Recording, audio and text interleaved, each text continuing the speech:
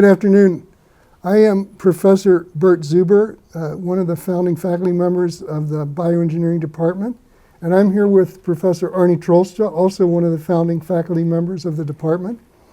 It is July of 2015, and that means that it's been 50 years since the whole thing started, and both of us were here at the time that it started. So our purpose here today is to recollect those days and what's happened since then. Professor Troelstra? Sounds good. It's a great pleasure for me to be able to interview you here. Let's start at the beginning. Tell us about where you came from, where were you born? Okay. Your early childhood? I was born in the Netherlands and I got my PhD in physics at the University of Utrecht in the Netherlands.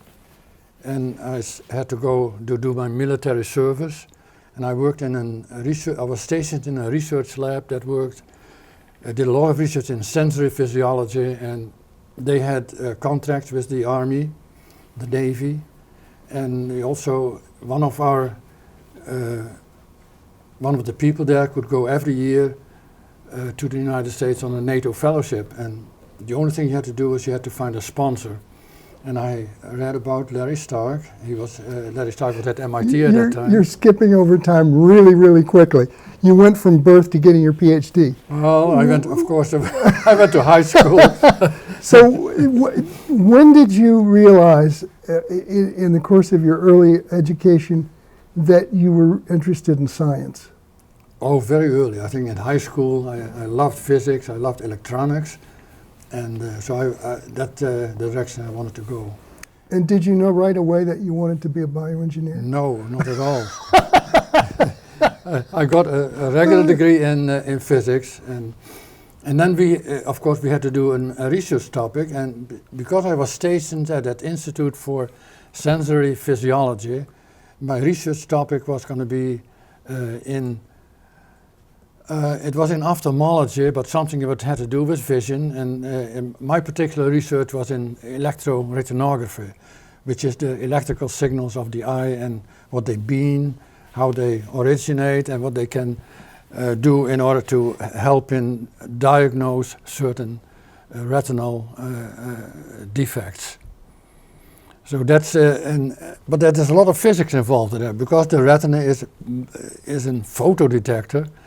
And my advisor was Professor Baumann, who did a lot on the minimum amount of light necessary to have a visual perception. And he's the man of the two quantum theory, that there are only two light quanta are needed in order to have a visual perception. But my research topic was in just the electrical response of the retina. Okay. So didn't it turn out that it was only necessary to have one? No, I think there are a lot of people that didn't agree with that, and I'm not completely familiar with it, but it's a little bit more complicated. Okay. But the eye is a very sensitive instrument, very difficult to replicate in an engineering situation. Okay.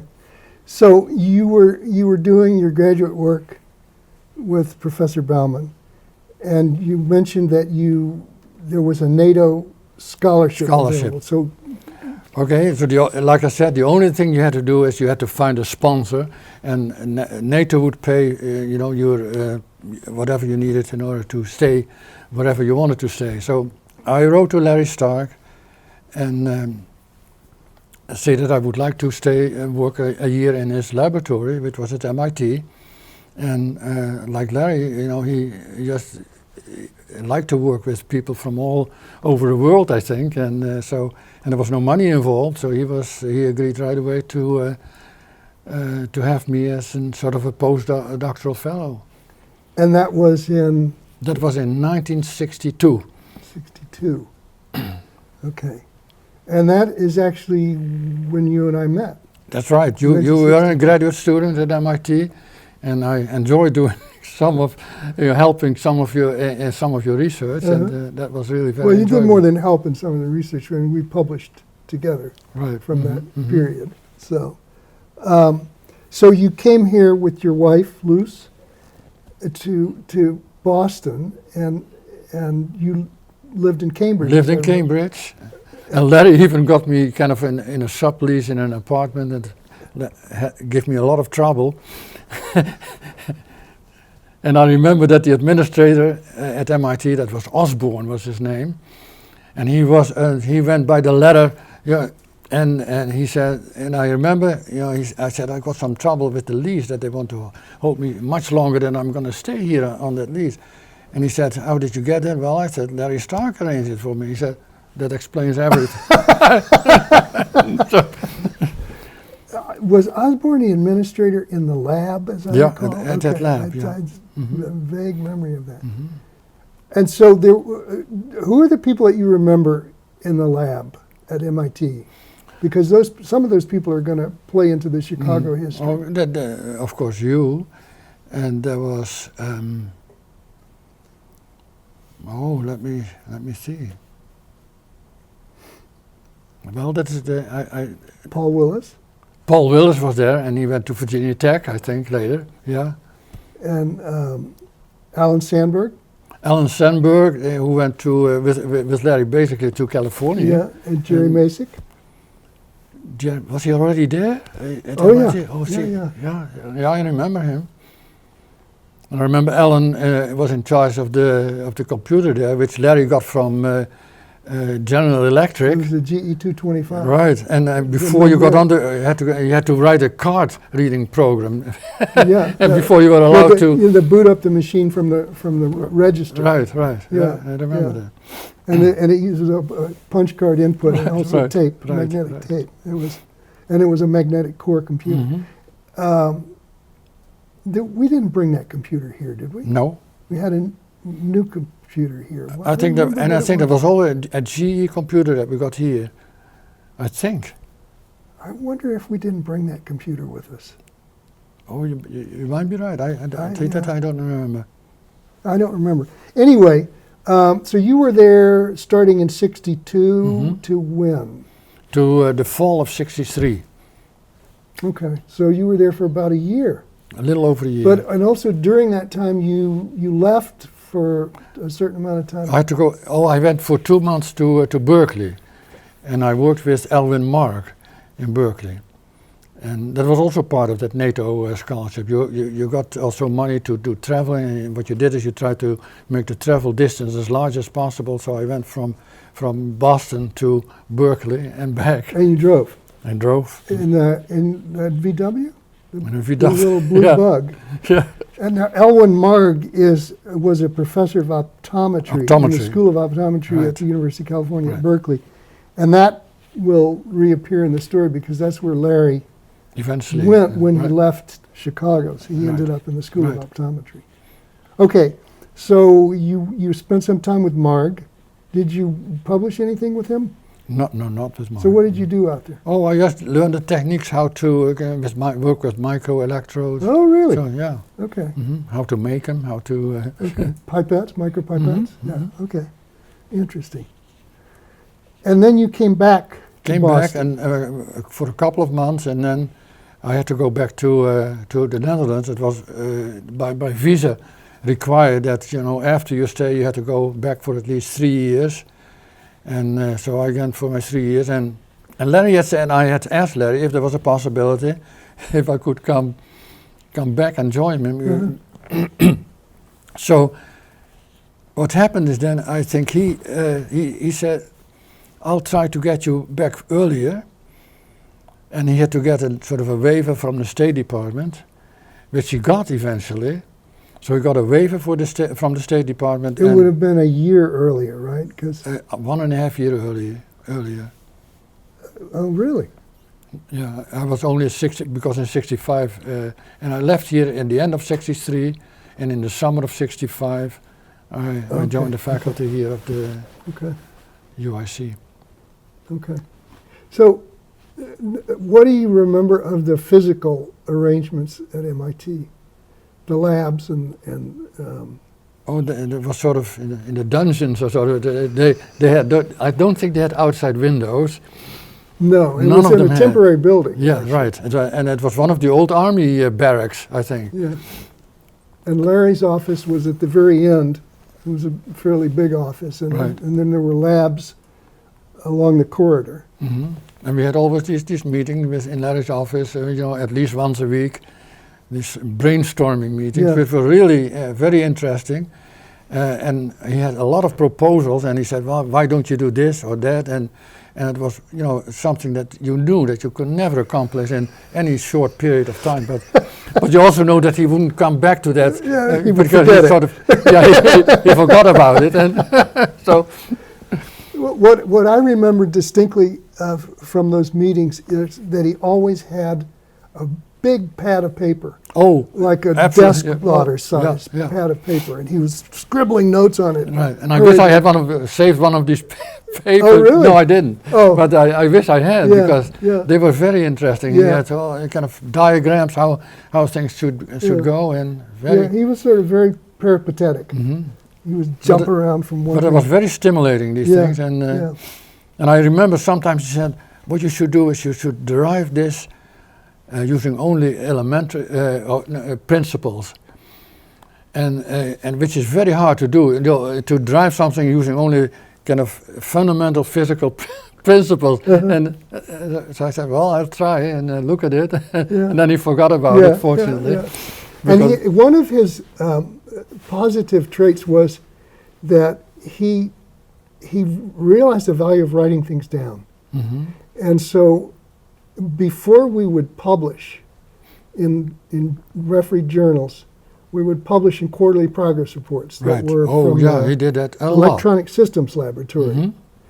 And so there are a whole slew of those publications which describe research results, which ultimately ended up being published in refereed journals. So, okay, so anything else about Cambridge? No, that's So you left, you went back to Holland, to Holland. and you were at the Institute for Perception. Right. And I still had to do my thesis defense, which Right, I I did, remember that. and you helped me kind of go through the corrections in English. So, but it went all, and I think I had my thesis defense in '64, and I remember that. I remember. and then Yep. in '65 I immigrated to this country. Okay. And he got me here, like Larry, because the university couldn't provide any travel money. So I had to pay for my own trip to come here, and there was a Gordon conference at that time, and he arranged for me to be a speaker there to give one of the presentations. And if you did that, they would give you your travel money. And so I got a round trip from Holland to Boston. The Gordon Conference paid for that Yeah. international travel. Wow. Yeah. Those were the days when money was a Well, little but bit more. and that's typical Larry. So I used my portion of the thing, and there was a portion left because it was a round trip. And my wife, Luz, she came on the other portion later. Oh, really? Yeah. Okay. So it's amazing how he arranged that, and Yeah, I didn't know that. and it was typical Larry. He did a lot for Yeah. for Yeah. the people that Yeah. he worked with and that he invited to join him. Okay, so you went to this Gordon Conference, and then you came to Chicago? And then we after that we traveled to. You were at that Gordon conference too. It was Okay. it was one Gordon conference that we attended together. Where was it? Well, in New Hampshire, I know that, but Okay, one of these. okay.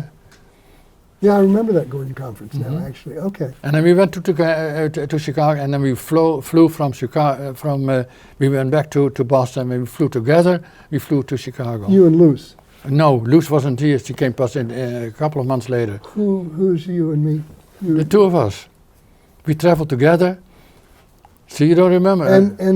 To Chicago. Yeah. Now, what do you remember? What month that was? That was in the July. summer, and it was hot in Chicago when we arrived here. Oh, it was in July, I think. Okay, because I moved here in June, so Well, I must have already been here. and Yeah, gone you through were the here. You had conference an from apartment, here. and I stayed with you in your apartment. Okay. Okay. So you stayed with us for a couple of weeks. Couple of you weeks. said? And it was actually a temporary apartment that we occupied for 6 months, waiting for our That's what I understand it was. regular yeah. apartment to be ready. So that was in July of 1965, and the campus opened. Actually, the campus opened, I believe, in September of '65. Is that right? And so, but it was available for various things before that. And we also had our main research location was at Presbyterian St. Luke's Hospital. Right. Before it became Rush Presbyterian St. Luke's Medical Center. Yes. And so we set up labs there. We had a computer there. And I don't remember what computer it was, whether it was No, a GE225. I think you're right that it was the old GE Yeah, I computer. thought we moved it here. Yeah.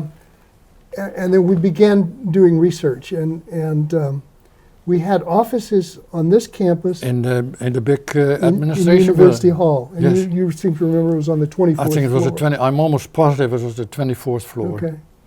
And as I recall it, there were people from the English department there. Oh, I think that was a lot of people had offices in that building. Because there was no place else Yeah, for offices. right. Okay. Mhm. So the focus of our operation really at that time was at Pres St. Luke's. Absolutely, yeah. And we were developing academic programs at the time, and I was developing the undergraduate program, but it was also there was a big emphasis on getting the ability to give graduate degrees, Right.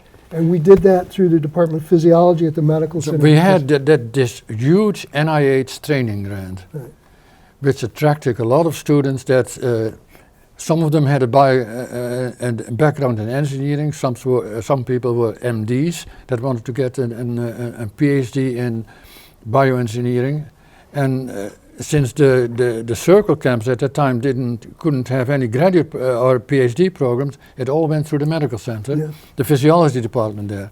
And we had a lot of going back and forth in order to get that approved and what kind of requirements our students had to meet in order to, for the PhD was in, as I remember, it was in physiology. That's right. It was with an emphasis or a major in bioengineering. Right, or something right. like that.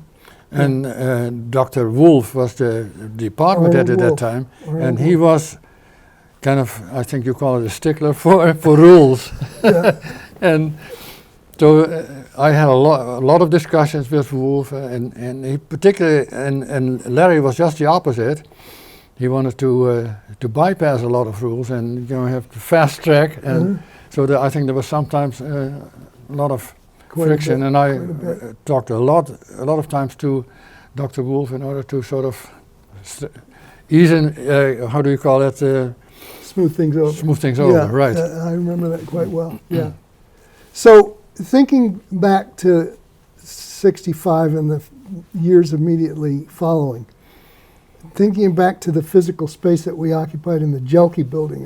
At That Pres was St. also Luke's, just coming ready. It was a lot of brand new construction. building. To picture, if you can, the space and the people. Who are the people that you remember? Oh, I remember Jerry Brodke very well. I remember Yeah, but Jim Dow was there. Jerry Brodke was He was a neurosurgeon at the time. right. And as far as I remember, he wanted to get a PhD in bioengineering in addition to his medical training. So he was in that training grant program. Okay. Well, I don't remember that. That's probably. Oh, I'm almost positive. But I also remember that he wanted to be a neurosurgeon. He wanted to operate. Yeah. And I can't remember the name of the neurosurgeon that was prominent at Rush. Oh, or I at don't Pres. remember the name, but I remember sort of Jerry complaining Yeah, about it. and he would- I don't know if I can say that here, but Oh, sure. he said often, that he had to do the whole operation and did a very good job, but he didn't get any of the credit for it. Right. Right. That's interesting. Okay, who else? Jim Dow Jim Dow was. from NIH, I think he and I don't remember what he did at NIH. Do you? he was an administrator, Okay. and I think he was a very good and he knew the works how to get grant money, and I think that's one of the main reasons he was there. Okay. I don't remember that Jim Dow had any particular research No. interest or were involved No. in. He was And he subsequently became the He department became- head or the program head. when after- Larry after left Larry for Berkeley, he became sort of head of the bioengineering. Who else do you remember from? A lot of the students, John Semlow, of course, Yeah. Jerry Gottlieb, Jerry Levitt, who went to Jeff Greece. Levitt. Jeff Levitt, Yeah. who went to Greece. Oh, I remember Joe Michael. Well, do you remember that? Ted Knox, I remember. God, yeah, I can picture him, but I don't know. I can't come up with anything else Yeah. about Ted Knox. Was he your student? Yeah, and he went into physiology. He got a position as assistant professor Okay. in physiology somewhere in But southern. staff people. Do you? What about Leonard McPherson? Remember Leonard? He was a student. He came there as a student. He was? Oh, absolutely, and he had a lot of trouble because they wouldn't. He didn't have the formal physiology, and the physiology. They made a lot of complaints about him being allowed to get into that PhD program.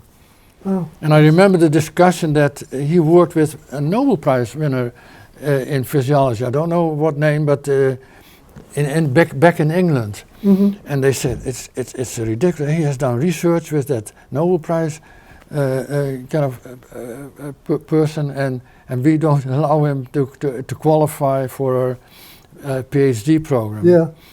And he eventually went away. he went. somehow, right? He went to California. Did he go with Larry? To I think he went with Okay. Larry. Yeah. Okay. So, just to put a time frame on this, the period we're talking about right now is about 1965, Mm-hmm. and Larry left in 68, 68. and you left in 69. Right. Okay, so the other people that were there, Larry sort of assembled a group of people from among the faculty. There was Bill O'Neill, there was Gian Agarwal. Right. and Bob Arsbecker. Well, but Bob Arsbecker he hired. He got hired. Bob Arsbecker came from Christian Brothers College. And he Yeah.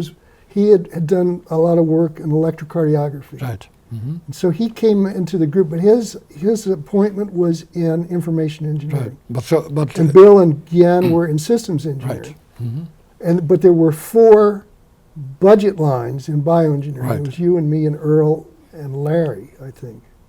And that was Derek Henry. And I don't know if Larry's budget line was. I always thought that Larry's budget line was through Through the hospital. Presbyterian St. Luke's Hospital. Okay, well, we're not sure, because I talked with Derek's wife a couple days ago, and she wasn't sure Mm-hmm. where his budget line was, but he had an appointment in psychology. He was a psychologist. Mm-hmm. But we ended up with 4 budget lines, which we had 4 budget lines for almost forever until Richard Magin came in and really started blossoming the department. So, okay, so Larry left in 68, and what's your recollection of how things developed after that? Well, I think we all felt a little bit, sort of lost. And a lot of us started looking for, including me, for different positions somewhere. And Don't lose that train of thought, but I just want to interject something I wonder if you remember. That you and I and Bob Arsbecker hatched this scheme that we were going to market ourselves as a package deal. Do you remember that? right, and we went to Rice, all 3 of We us. all went to Rice, but there was also an opening at Clemson.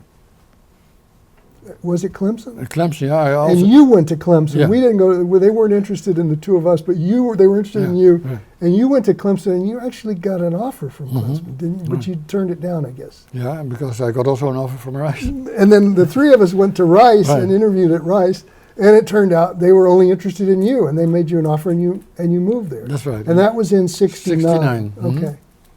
Okay. So you left us high and dry. I'm sorry. I'm still sorry about that, but Okay, so when Larry left, Jim Dow became the he became head, or the acting head. I don't acting head of the Yeah. bioengineering department Right, at right. Preston St. Luke's. And then I guess that's where your history here sort of ends. That's right. Mhm. And you went to Rice did you go as a full professor? Associate professor. Okay. So you had to go through a promotion procedure there. Okay. Yes, I did. And then at a very early age of something like 45, you retired from Rice. That's right. And you moved to the mountains of North Carolina. Yeah, we used to have a second home there, and at Rice I worked a lot with an ophthalmologist, Charlie Garcia, and we worked on kind of electrodiagnostic equipment to be used in ophthalmology. And we started a little company, and at Rice you could work 1 day a week, you could do consulting or whatever you liked, as long as it has some relationship to your profession. So we started a company and we built this piece of equipment that where you can take retinograms in the ophthalmologist office. And we marketed it, and we exported to South America even, because he had a lot of contacts. He was sort of the salesman, Charlie Garcia, and I was the man that kind of designed it and also built some of it, but we had also an engineer working for us. And we didn't make much money, and so they bought me out, and I think they took a tax loss on the company. But I worked a lot. We worked on the weekends and we worked at night, to get all that stuff built and kind of packed and shipped, and you know what. And I sort of burned out, and I decided I'm going to retire early, and so I retired at age 45. Yeah. From Rice. Yeah, I remember it. I remember that very, very well, because you became a role model for me. I was blown away by the fact that you retired as early as you did, and it sort of set me up to retire early myself. So.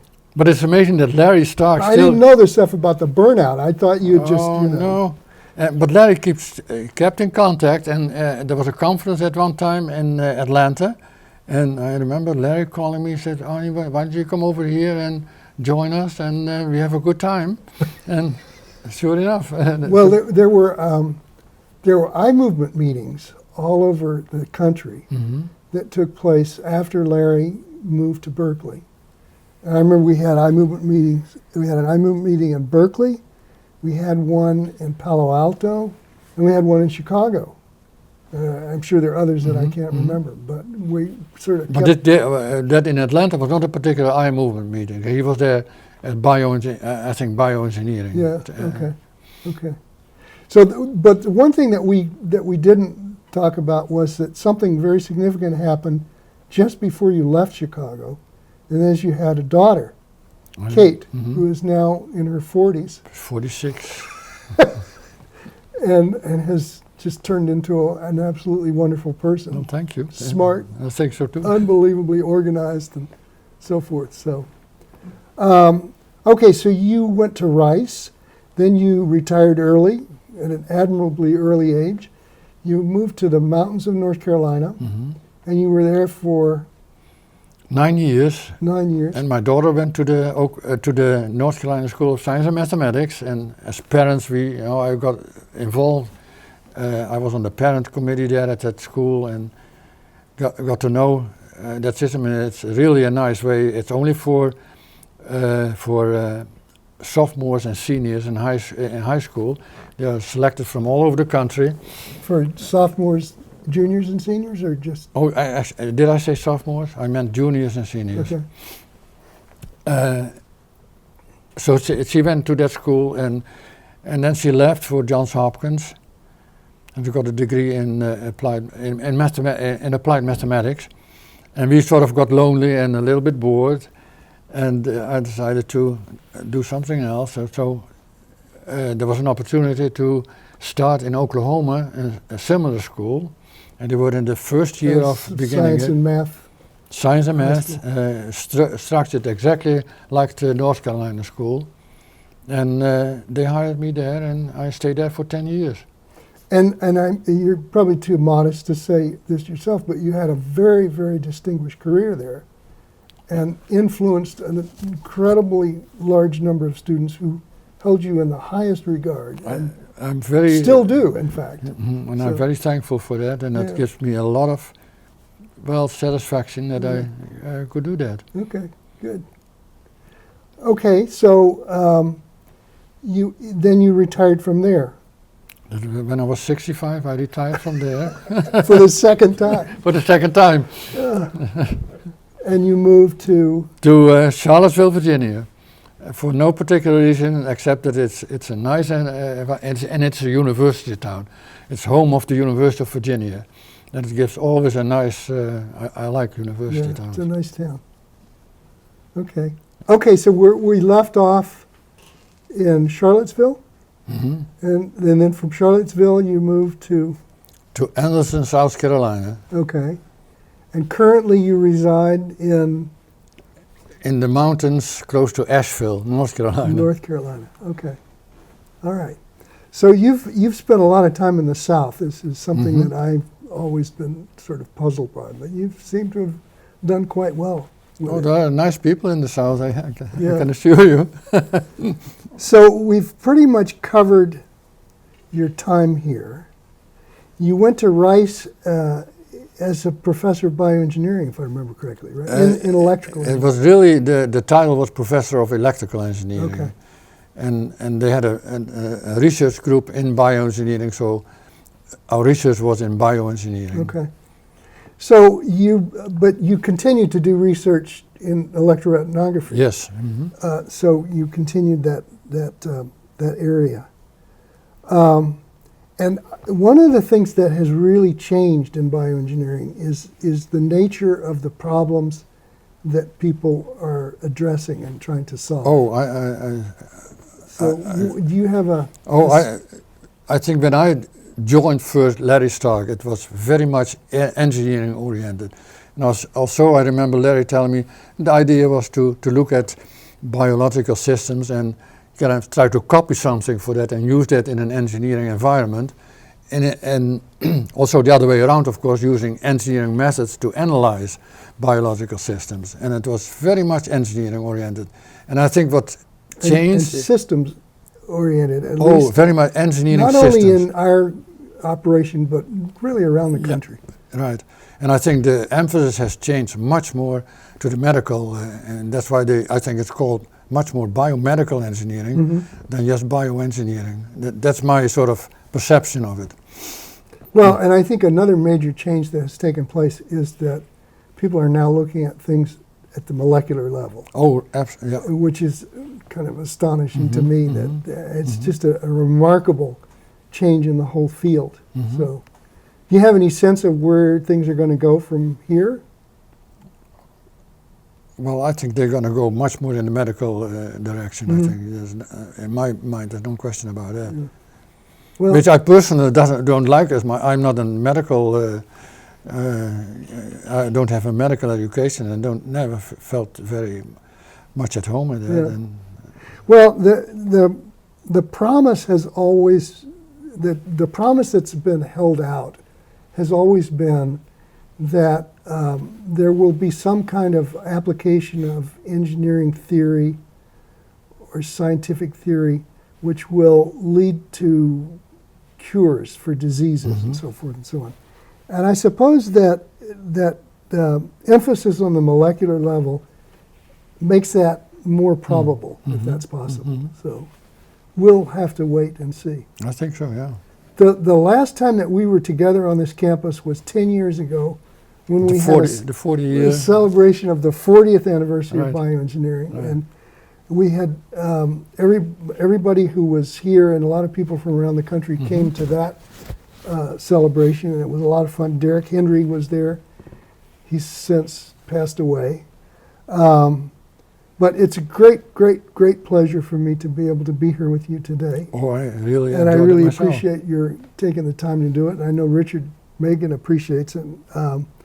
And we have a gift for you in parting, Boy, that's unexpected. consists of those bioengineering trinkets. Boy, that is great. So thank you very much. So very best of luck. Thank you. Thank you, Professor Troelstra.